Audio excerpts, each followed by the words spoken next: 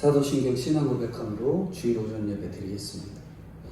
전능하사 천지를 만드신 하나님 아버지를 내가 믿사오며 그 외아들 우리 주 예수 그리스도를 믿사오니 이는 성령으로 잉태하사 동정녀 마리아에게 나시고 본디오 빌라도에게 고난을 받으사 십자가에 못 박혀 죽으시고 장사한 지 사흘 만에 죽은 자 가운데서 다시 살아나시며 하늘에 오르사 전능하신 하나님 우편에 앉아 계시다가 저리로서 산자와 죽은 자를 심판하러 오시리라. 성령을 믿사오며 거룩한 공예와 성도가 서로 교통하는 것과 죄를 사하여 주시는 것과 몸이 다시 사는 것과 영원히 사는 것을 믿사옵나이다. 아멘. 기도하겠습니다.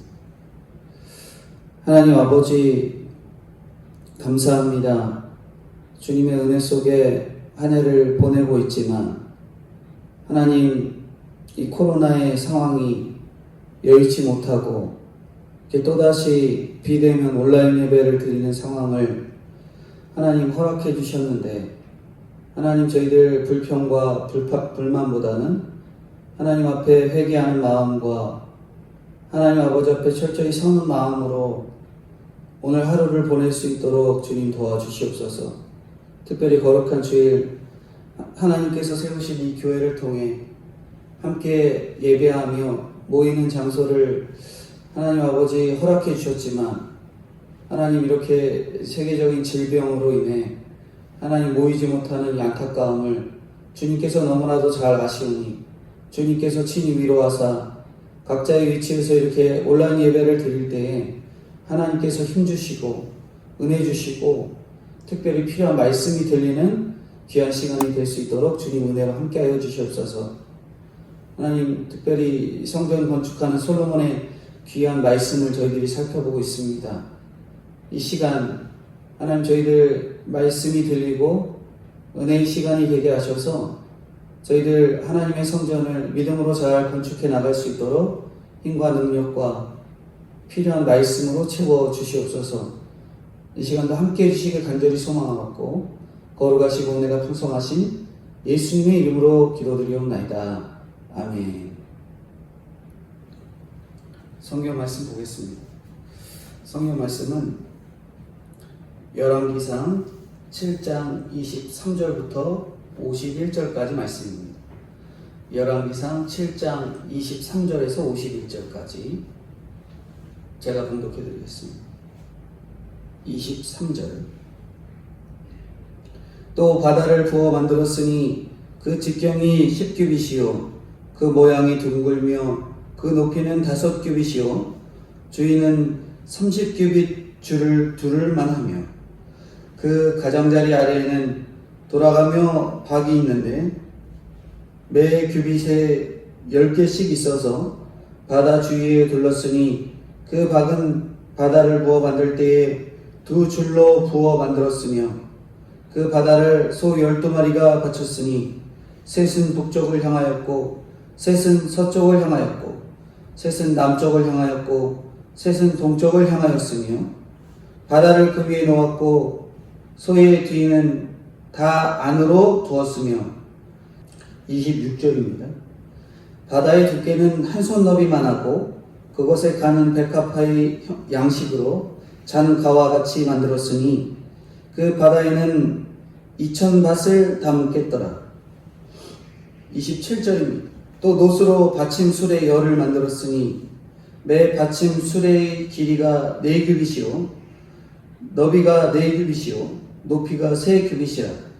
그 받침 수레의 구조는 이러하니 사면 옆 가장자리 가운데에는 판이 있고 가장자리 가운데 판에는 사자와 소와 그룹들이 있고 또 가장자리 위에 놓는 자리가 있고 사자와 소 아래에는 화한 모양이 있으며 그 받침수레에 각각 4 놋바퀴와 노축이 있고 받침술의 4발 밑에는 어깨 같은 것이 있으며 그 어깨 같은 것은 물두멍 아래쪽에 부어 만들었고 화하는 각각 그 옆에 있으며 31절입니다. 그 받침 수레 위로 들이켜 높이가 한 규빗 되게 내민 것이 있고 그 면은 직경 한 규빗 반 되게 반원형으로 우묵하며 그 나머지 면에는 아로새긴 것이 있으며 그 내민 판들은 네모지고 둥글지 아니하며 네 바퀴는 여파 밑에 있고 바퀴축은 받침술에 연결되었는데 바퀴의 높이는 각각 한 규빗 반이며 그 바퀴의 구조는 병거 바퀴의 구조 같은데 그 축과 태와 살과 통이 다 부어 만든 것이며 받침술의 네 모퉁이에 어깨 같은 것 넷이 있는데 그 어깨에는 받침수레와 연결되었고 받침수레 위에 둥근 테두리가 있는데 높이가 반규빗이요 또 받침수레 위에 버팀대와 옆판들이 받침수레와 연결되었고 버팀대 판과 옆판에는 각각 빈 곳을 따라 그룹들과 사자와 종려나무를 아로새겼고 또 그 둘레와 화한 모양이 있더라. 37절입니다. 이와 같이 받침술에 10개를 만들었는데 그 부어 만든 법과 크기와 양식을 다 동일하게 만들었더라. 또 물두멍 10개를 노추로 만들었는데 물두멍마다 각각 40밭을 담게 하였으며 매 물두멍의 직경은 4규빗이라 10 받침술에 위에 각각 물두멍이 하나씩이더라. 그 받침술의 5은 성전 오른쪽에 두었고 5은 성전 왼쪽에 두었고 성전 오른쪽 동남쪽에는 그 바다를 두었더라. 40절입니다. 히람이 또 물두멍과 부석과 대접들을 만들었더라. 이와 같이 히람이 솔로몬 왕을 위하여 여호와의 전에 모든 일을 마쳤으니 곧 기둥들과 그 기둥 꼭대기에 공 같은 머리들과 또 기둥 꼭대기에 공 같은 머리를 가리는 그물들과 또 그 그물들을 위하여 만든 매 그물이 2줄씩으로 기둥 위에 공 같은 2머리를 가리게 한 성류 400개와 또 10개의 받침수레와 받침수레 위에 10개의 물두멍과 한 바다와 그 바다 아래에 소 12마리와 속과 부삽과 대접들이라. 히람이 솔로몬 왕을 위하여 여호와의 전에 이 모든 그릇을 빛난 못으로 만드니라. 왕이 요단 평지에서 숫꽃과 사르단 사이에 찾은 흙에 그것들을 부어 내었더라. 기구가 심히 많으므로 솔로몬이 다 달아보지 아니하고 두었으니 그 돛 무게를 능히 측량할 수 없었더라. 솔로몬이 또 여호와의 전에 모든 기구를 만들었으니 곧 금단과 진설병의 금상과 49절입니다. 내소 앞에 좌우로 5씩 둘 정금 등잔대며 또 금꽃과 등잔과 불집게며 또 정금 대접과 불집게와 주발과 숟가락과 불을 옮기는 그릇이며 또 내소 곧 지성소문의 금 돌적이와 성전 곧 외소문의 금 돌적이더라. 마지막 51절입니다. 솔로몬 왕이 여호와의 성전을 위하여 만드는 모든 일을 마친지라. 이에 솔로몬이 그의 아버지 다윗이 드린 물건 곧 은과 금과 기구들을 가져다가 여호와의 성전 곳간에 두었더라. 아멘. 오늘 열왕기상 7장 23절부터 51절까지 성전 놋 금기구들을 제작하는 내용들을 담고 있는데 오늘 말씀의 제목은 이 작은 일에도 성결함을 지키는 성도가 되어야 한다 하는 말씀으로 오늘 본문을 살펴보겠습니다. 저희가 지난주 이 두로의 놋 기술자 히람에 대한 말씀과 성전의 2 기둥에 대해서 저희들이 살펴봤습니다. 오늘 말씀은 그 말씀에 이어서 성전의 놋기구 및 금기구 제작에 대해서 다루고 있는데요. 여기서 성전의 놋기구는 모두 두로의 이 놋기술자였던 히람에 의해서 만들어졌는데 그가 만든 이 놋기구로는 뭐 바다나 놋바다에 대해서 말씀하잖아요. 그리고 물두멍, 그 받침 10개, 부삽, 대접, 솥 등을 만듭니다. 솔로몬은 이러한 놋기구들을 이 요단 평지에서 숫꽃과 사르단 사이에 이 찰흙으로 이 틀을 만들어서 이제 부어내게 하는데, 한편 솔로몬은 성소에 사용될 기구들을 모두 이제 금으로 제작을 하고 있습니다. 금으로 제작한 거는 향단, 진설병상, 등대열, 그리고 그에 딸린 꽃, 등잔, 그리고 불집게, 대접, 신지 자르는 가위, 주발, 혹은 숟가락, 불 옮기는 그릇, 내외소의 문 돌적이, 돌적이는 우리가 아는 문에 있는 경첩을 말합니다. 이것 등으로 이 금으로 이 제작을 한 거예요. 이렇게 솔로몬이 모든 기구들을 제작하는 것을 마친 후에 마지막 51절에 가면은 다 이제 솔로몬이 여호와의 성전 위에 만든 모든 일을 마친 후에 솔로몬이 그의 아버지 다윗이 드린 물건 곧 은과 금과 기구들을 가져다가 여호와의 성전 곳간에 두었다. 이렇게 말씀을 마무리하고 있습니다. 오늘 말씀은 이 성전 기구를 만드는 이 기구 안에 담겨진 중요한 의미 몇 가지를 생각해 보고자 하는데요. 첫 번째는 서두에서 쭉 언급되는 놋바다에 대해서 생각해 보고자 합니다. 이 놋바다에 대한 내용으로 첫 번째 말씀의 제목은 하나님의 은혜는 바다보다 풍성하다는 것을 말씀하는 거예요. 23절 이하에 또 바다를 부어 만들었으니 그 직경이 10규빗이요 그 모양이 둥글며 그 높이는 5규빗이요 주위는 30규빗 두를만 하며. 여기 23절 이하에 성전에 사용하려고 만든 녹기명 가운데 놋바다에 설명을 하는데, 이것은 속죄의 제사를 드리기 앞서서 제사장과 레위인이 자기를 성결하게 하는 물을 담아두는데 사용이 되었다라는 거죠. 그리고 이것이 표면적으로 상징하는 바는 하나님 앞에 서야 하는 자들은 누구나 자기의 죄를 씻어야 한다. 그것을 의미하는데, 그런데 타락한 인간 스스로 우리가 죄를 씻을 수 없다는 것을 생각해 보면 이 놋바다는 결국 우리를 씻어주실 유일한 분이신 예수 그리스도를 상징하기도 한다는 거죠. 근데 여기서 녹기명이 따로 불린 것, 그것은 그 크기가 엄청나게 컸기 때문에 그래요.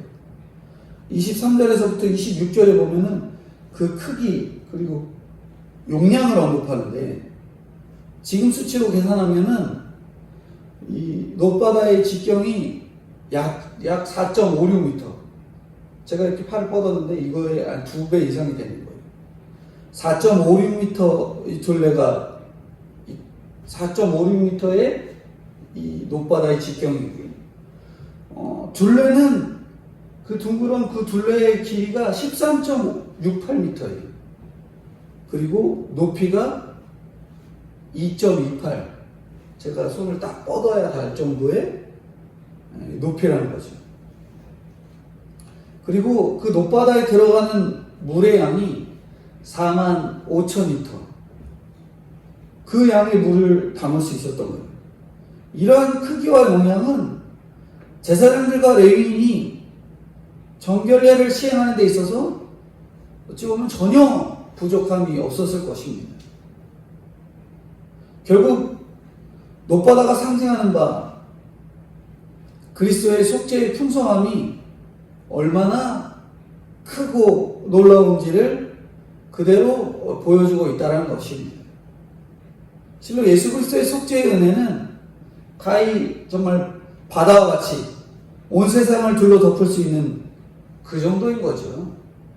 그래서 온 세상의 사람들 모두의 죄를 씻고도 남음이 있다라는 것을 의미합니다. 이 속죄의 은혜는 에스겔서에 언급된 성전 문지방에서 흘러나온 물이 사람들의 발목과 무릎, 허리에만이 아닌 사람이 헤엄칠 만큼이나 흘러넘친 것처럼 모든 사람에게 제한 없이 풍성한 구원을 제공해 주는 것이다 할 수 있는 거죠. 그리스도께서 주시는 속죄의 은총에는 제한이 없는 거예요. 그리스도의 속죄의 은총이 부족해서 구원 얻지 못할 사람이 없는 거죠. 무한하신 하나님의 아들이 영원하신 생명의 물을 십자가 위에서 다 쏟으신 거예요.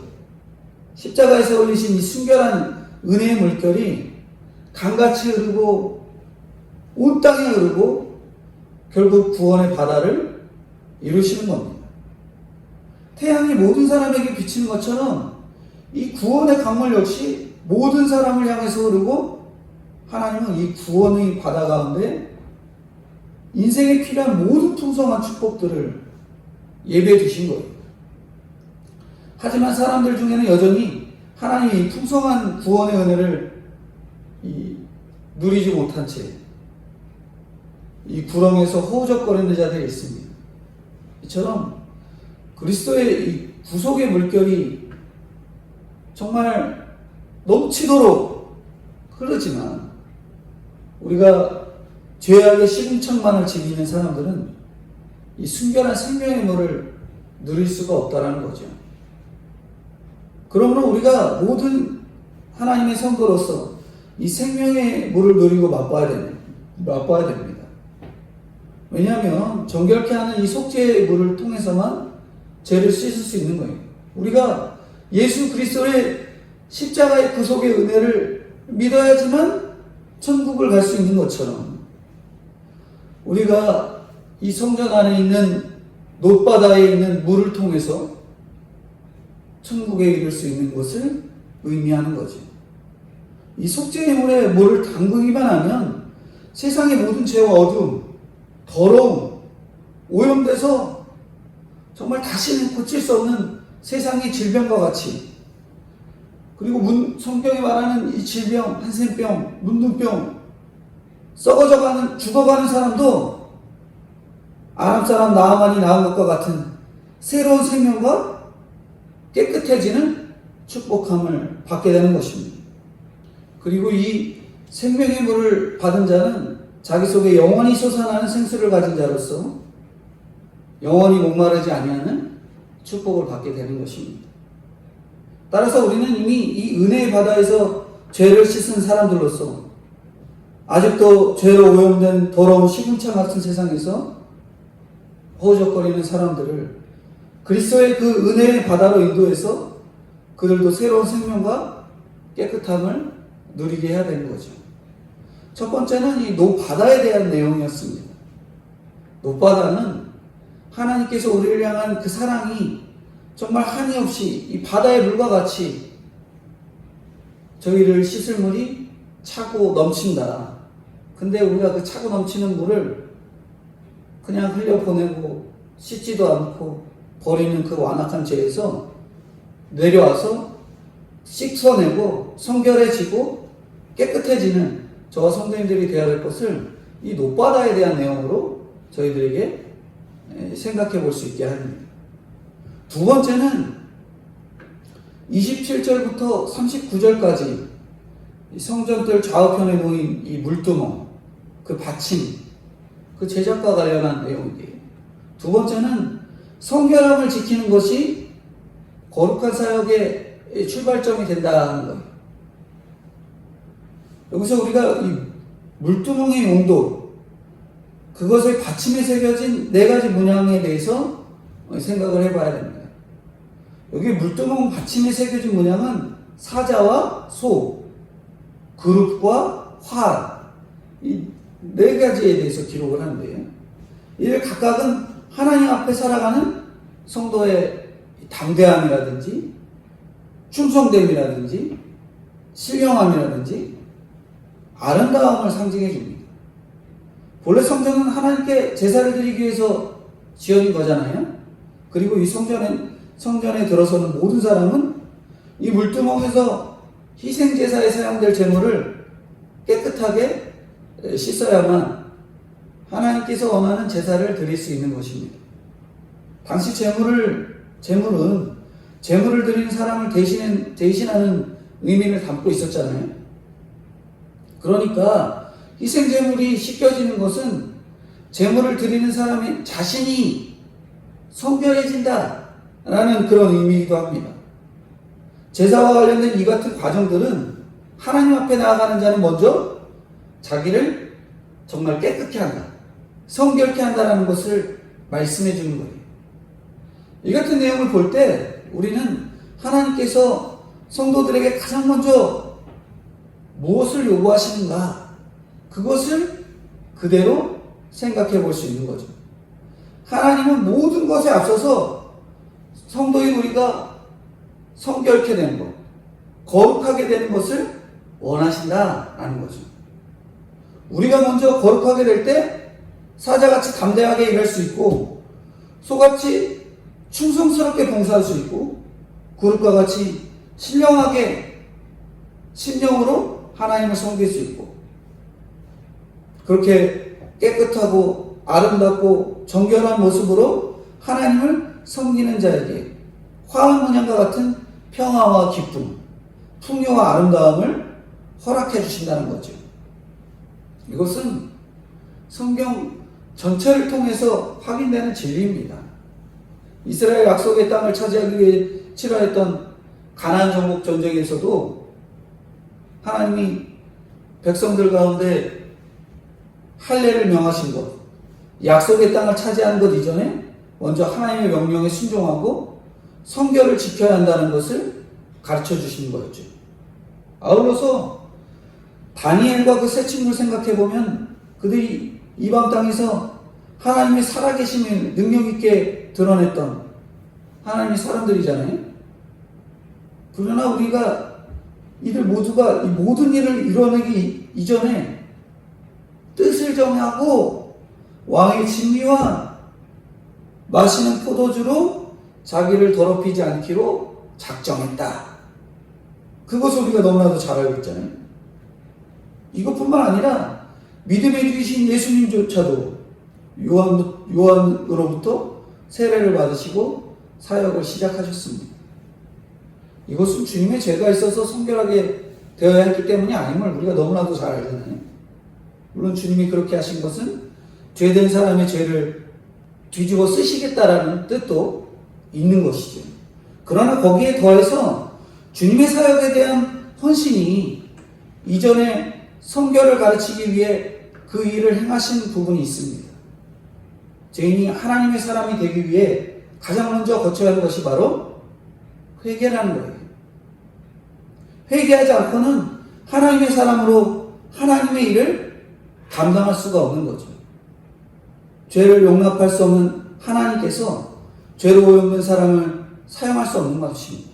따라서 하나님은 이루고자 하는 사역을 거룩하고 깨끗한 것으로 만들어 가시기 위해 우리 자신이 깨끗해지기를 원하시는 거예요. 물론 하나님을 사랑하고 그 뜻을 사모하는 우리가 하나님을 위해 크고 아름다운 역사를 이루어가기를 원하십니다. 그러나 오늘 우리는 이 모든 것 이전에 이 악하고 오염된 세상 가운데서 거룩과 순결을 지키기 위해서 힘써야 하는 거죠.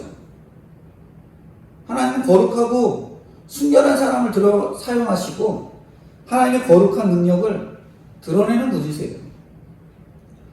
제가 아시는 한 집사님이 직장에 다니시는데 그분이 목사님에게 들은 귀한 교훈들을 말씀드려 왔는데, 그 집사님이 직장에 다니시면서 우리가 잘 아는 홈플러스 다니시는데 팀장님이세요. 몇 해 전에 이 홈플러스가 테스코라는 기업에서 이 사모펀드라는 곳으로 이제 넘어가게 되다 보니까 이 회사가 유통업계에 자리 잡으려고 하기보다는 지금 유지하고 있는 매장이라든지 그 땅값을 더 크게 중요하게 보고 인수한 터라 유통이 굉장히 어렵고 운영이 되게 어렵게 되고 있다 하는 상황을 이야기하면서, 전에는 막 점장도 되고 싶다 그런 꿈을 갖고 열심히 직장을 다니셨는데 지금은 회사가 비전이 없고 어려운 상황이 되다 보니까 월급도 계속 동결되고 하다 보니까 지금은 그냥 일한다 하면서 회사에 대한 그 열정에 대한 마음이 좀 뜬 거예요. 그런데 그 집사님께서 다니시는 이 목사님께서 이렇게 교훈을 했다는 거예요. 뭐라 하시냐면, 지금 회사가 당장 망하는 것도 아니고 그 자리에서 집사님이 지키고 해야 할 일에 최선을 다하는 것이 하나님의 거룩한 능력을 드러내고 결국 인정을 받게 되는 거다. 당장 앞에서 인정 못 받는다고 좌절하지 마시고 앞에서든 뒤에서든 보이는 곳에서든 보이지 않는 곳에서든 최선을 다하는 게 집사님의 임무가 아닙니까? 그렇게 권면해 주셨다는 거죠. 우리가 이렇게 오염된 세상 가운데서 거룩을 힘쓰는 것은 그 힘쓰는 자를 들어 사용하시겠다고 하신 것처럼 오늘 저희도 주님이 쓰실 자로 날마다 준비되어 가시는 저와 성도님들이 되어야 되는 겁니다. 이 말씀 잘 기억해야 돼요. 성결을 유지해 간다. 하나님이 우리와 늘 동행하시지만 우리가 늘 동행하시는 것처럼 행동하지 못할 때가 많잖아요. 하지만 우리의 행동 하나하나를 주님께서 다 지켜보신다라고 늘 마음 먹고 행동하고 나아가시면 점점 거룩해지고 성결해져서 주님이 쓰실 그날을 준비가 되는 저와 성도님들이 되어야 될 것을 말씀하는 거죠. 마지막 세 번째는 뒤에 48절부터 50절에 말씀하는 쭉 내용의 말씀입니다. 거기에는 성전 내부의 금기구들을 언급하는데요. 세 번째 말씀 제목은 하나님 앞에 사는 성도는 작은 일에도 거리낌이 없어야 한다라는 거죠. 여기서 우리가 주목해야 할 사실은 성전 내부의 모든 기구가 금으로 또 만들어졌다는 거예요. 작은 기구들은 전부 다 금기구로 만들어요. 커다란 이 바다나 이런 기구들, 눕바다 이런 것들 외에는 전부 다 금으로 만들어졌는데 분향단이나 진설병을 닫는 금상, 등대에서부터 문과 문설줄을 연결하는 돌적이 이르기까지 모두 기구들을 완벽하게 금으로 만들었다. 돌적이는 우리가 문과 문을 연결하는 이 경첩을 이 금으로 만들었다는 거예요. 우리가 돌적이 같은 곳은 노시나 기타 다른 재료를 사용해도 상관없었을 거예요. 그러나 솔로몬은 하나님 앞에서 그의 일들을 감당하면서 하나님의 눈을 의식하고 모든 일을 하나님이 원하시는 그 성전으로 완성되기를 원했던 거죠. 그래서 사람이 눈에 보이는 곳이건 보이지 않는 것이건 한치의 부족함도 없이 성전을 건축하려 했고 그 부속들을 사용하려 했던 겁니다. 솔로몬이 이렇게 작은 부분 한 가지도 소홀히 여기지 않고 하나님 앞에서 온전히 성전을 세워나가는 모습은 오늘날 세상 살아가는 성도들의 삶의 영역에서도 동일하게 적용이 되어야 되는 거죠. 예수님께서 우리에게 주신 말씀 가운데 작은 것 한 가지라도 소홀히 여겨서는 안 된다는 말씀은 예수님께서 제자들에게나 수도 없이 반복되는 말씀입니다. 마태복음 5장 19절에 보면은 제가 봉독해드립니다. 그러므로 누구든지 이 계명 중에 지극히 작은 것 하나라도 버리고 또 그같이 사람을 가르치는 자는 천국에서 지극히 작다 일컬음을 받을 것이요 누구든지 이를 행하여 가르치는 자는 천국에서 크다 일컬음을 받으리라.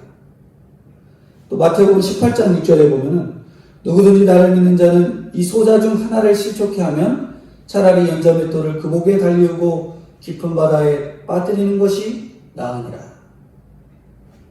누가복음 16장 10절에는 지극히 작은 것에 충성된 자는 큰 것에도 충성되고 지극히 작은 것에 불의한 자는 큰 것에도 불의하니라. 결국 주님의 계명에 있어서건 사람을 대하는 자세에 있어서건 일에 있어서건 작은 것 하나를 소중히 지키고 그것에 먼저 부족함이 없는 자가 하나님 앞에서 합당한 사람이라는 것을 강조하는 거죠. 사람은 눈에 띄고 크게 드러나는 것에 굉장히 시각을 고정시키지만 하나님은 그렇지 않습니다. 하나님은 이 시각에서 볼 때 그가 위대한 사람인가? 악한 소인배인가 하는 것은 얼마나 크게 부각되어질 만한 일을 했는가가 아니라 숨겨져 있는 작은 것들 하나하나를 얼마나 충실하게 진실하게 감당해내는 성도가 되었는가, 거기에서 결정이 된다는 거예요.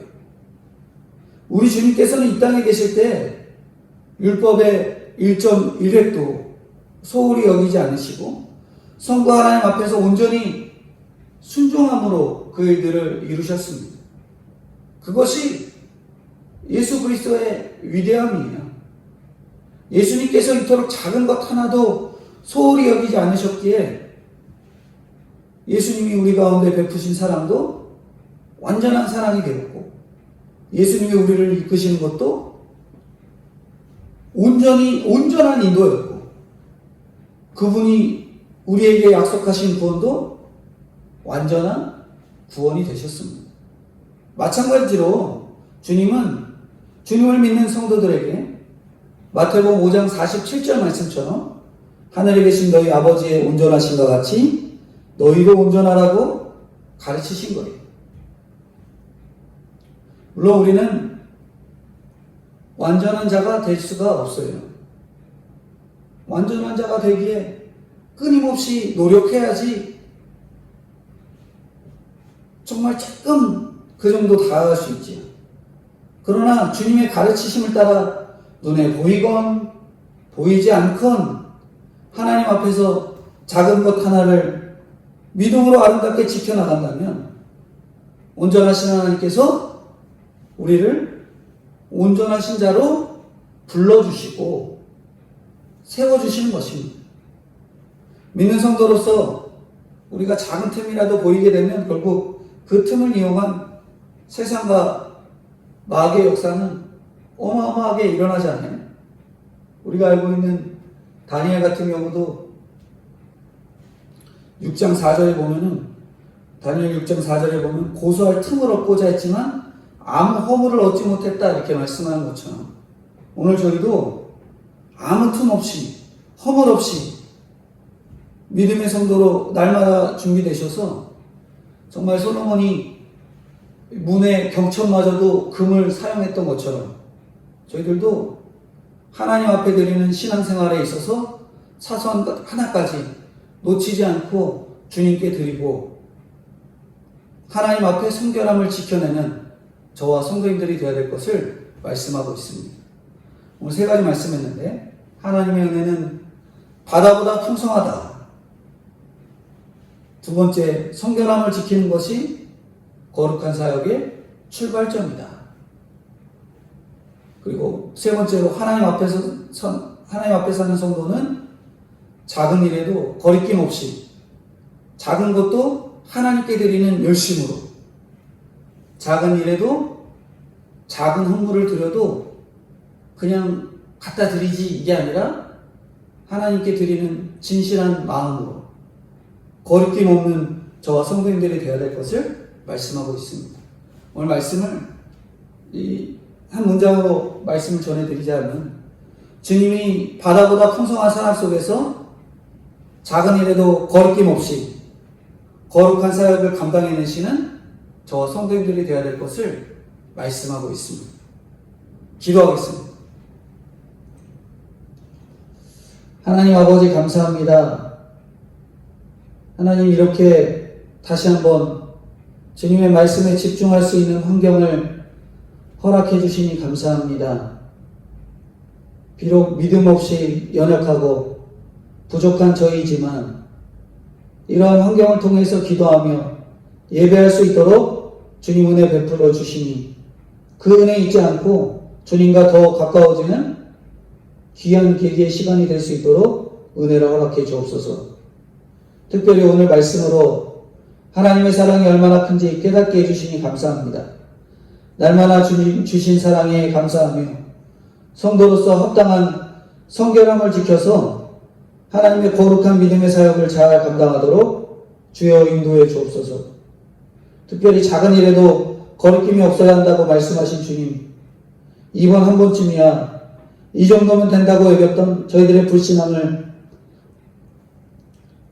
그 불신앙의 끈을 내려놓고 작은 일에도 성결함을 지켜나가는 저와 성도님들 될 수 있도록 인도해 주옵소서. 하나님, 코로나가 다시 심각해지는 상황에서 저희가 놓지 말아야 할 것이 믿음의 끈인데 너무 쉽게 놓아버릴 믿음을 불쌍히 여겨주시고 다시 다잡아 주셔서 은혜 가운데 저희 성도님들 믿음으로 세워지는 귀한 시간이 될 수 있도록 은혜를 허락해 주옵소서. 평등법이 통과되지 않도록 주님 도와주시고 태아생명보호법안이 통과되어서 하나님께서 원하시는 귀한 대한민국이 될 수 있도록 은혜를 함께하여 주시고 인도해 주옵소서. 성도님들의 어려운 환경에서 예배의 끈을 놓지 않게 주님 붙들어 주시고 2주간 이렇게 또 비대면 예배가 드려질 터인데 저희들 예배의 끈을 놓지 않고 작은 것 하나도 하나님 아버지 앞에 예배 드리는 일에 놓치지 않도록 주님 은혜로 함께하여 주시고 인도해 주시길 간절히 소망하고 특별히 사랑하는 성도님들의 건강의 끈을 주님 붙들어 주셔서 어려움이 있지 않도록 주님 은혜로 함께하여 주시고 인도해 주옵소서. 감사드리오며 거룩하시고 은혜가 풍성하신 예수 그리스도의 이름 받들어 기도드리옵나이다. 아멘. 광고 말씀 드립니다. 이번 주 다음 주 공고가 비대면 예배를 해달라는 이러한 공고가 나왔습니다. 이 점 생각하시고 이번 주 비대면 예배 속에서도 이 코로나가 확산이 되지 않도록 방역 수칙을 잘 지켜주시고 다음 주에 특별한 광고가 없으면 동일하게 비대면 예배가 드려집니다. 기억하셔서 이 온라인 예배 오히려 예배 시간에 오셔서 찬송 드리지 못하지만 비록 집에서 찬송 드리시고 예배를 준비하시고 기도하시고 그런 시간들이 잘 준비가 되어서 더 집중하시는 귀한 시간 될 수 있도록 힘쓰시는 저와 성도님들이 되어야 되겠습니다. 특별히 아이들도 예배의 끈 놓치지 않도록 이 온라인 예배 9시에 올려지는 그 예배 꼭 드릴 수 있도록 인도해 주시면 감사하겠습니다. 축도함으로 예배 마치겠습니다. 지금은 우리 주 예수 그리스도의 은혜와 아버지 하나님의 무한하신 사랑하심과 성령님의 교통 감화 인도하심이 작은 것에서부터 성결하여 주님의 나라를 완성해 나아가는 저와 동신교회 성도님들의 머리 위에 영원토록 함께 있을지어다. 아멘.